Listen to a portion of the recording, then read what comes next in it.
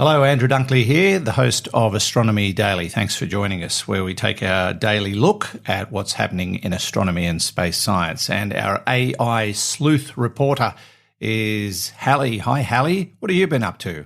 Oh, nothing much. Paddling in the data stream, surfing the web, reading a few binary books. Mundane stuff, really. Oh, well, you must be thrilled to be able to do Astronomy Daily. You just keep thinking that, Andrew, and we'll be fine. Okay. Ouch. How about you read the news then? Sure, happy to. The Astronomy Daily Podcast with Andrew Dunkley. After 8 years of research, NASA will wrap up the Stratospheric Observatory for Infrared Astronomy, or the SOPHIA program, on September 30th. This is the airborne observatory which was operated on board a Boeing 747 jumbo jet. It completed a 3-year mission extension in 2014 and continued to have full operating capacity. However, it will be deactivated tomorrow. Why? Quite simply, money.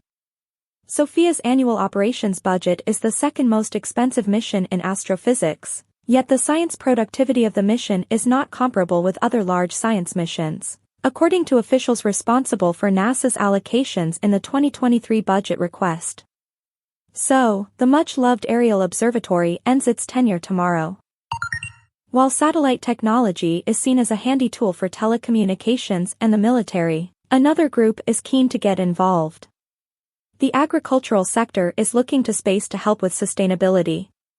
Satellite data is the key to getting up-to-date and historical information about any field quickly and efficiently.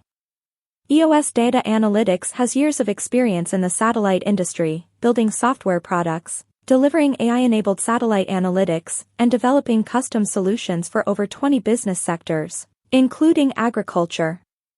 Observation and analysis of Earth from space enables users to obtain objective data about what is happening on the surface of the Earth. This information is essential for decision-makers to understand trends and needs and develop an effective strategy for dealing with various global problems. On February 24 this year, Russia invaded Ukraine, starting a war whose impact has stretched into space. For years now, the US and Russia have collaborated in space.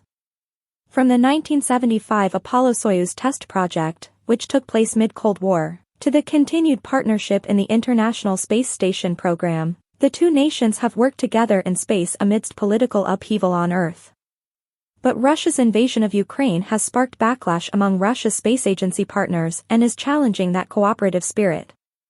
In the days since Russia invaded Ukraine, a planned launch of a Russian Soyuz rocket on March 4 to deliver 36 OneWeb Internet satellites into orbit was cancelled, but there is some hope, according to ISS Commander Samantha Cristoforetti, who said, "In spite of everything, in spite of all the storms on Earth, we continue our international cooperation. And thank God that there are smart people who do not stop such a threat of peace." That said, the effects of a possible act of energy sabotage were visible from space this week. On Tuesday, European leaders reported the observation of 3 separate leaks in 2 Baltic Sea pipelines known as Nord Stream 1 and Nord Stream 2, which were built to transport natural gas from Russia to Germany. The leaks sent methane gas streaming to the Baltic Sea surface.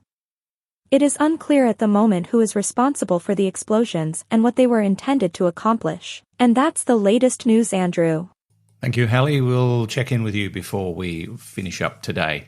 As you know, NASA successfully slammed a spaceship into the moonlet of an asteroid. The DART mission, the Double Asteroid Redirection Test, will now be analysed to see if in fact the moonlet, Dimorphos, has changed its orbit around its parent asteroid Didymos. If so, it will give us a tool to work with in the future should the Earth be threatened by some kind of big rock.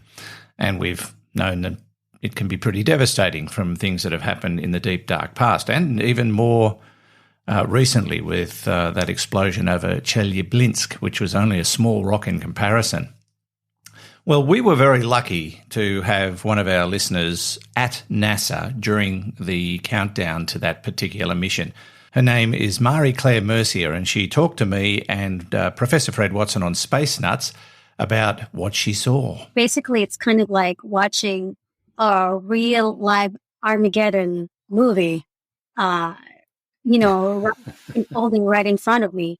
And obviously there was a lot of, you can feel the tension and the pressure uh, in the room because they have mentioned that at that specific moment, we don't know what Dimorphos would look like, whether it could be a donut-shaped asteroid or whether it just be a clumps of rocks floating in air. We don't see that until a couple of minutes before impact.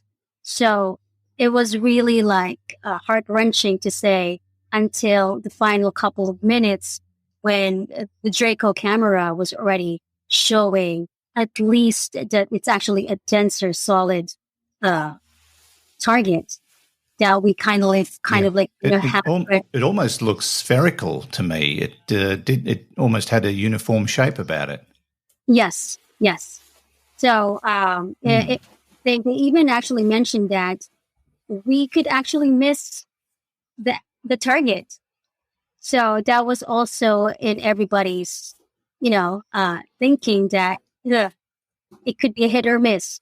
So we were just praying till the last seconds and minutes before impact. Marie-Claire Mercier joining Fred Watson and myself on Space Nuts. And you can hear the full version of that interview on the latest edition of Space Nuts. Should be out round about now. Now, still on the DART mission, and there was a bit of an Australian connection with what happened 11 million miles away from Earth when DART smashed into Dimorphos. As the world watched NASA complete this amazing piece of ingenuity, the Canberra Deep Space Communication Complex in Australia, operated by the nation's science agency, the CSIRO, played a part. They were NASA's eyes and ears in the final stages of the DART mission.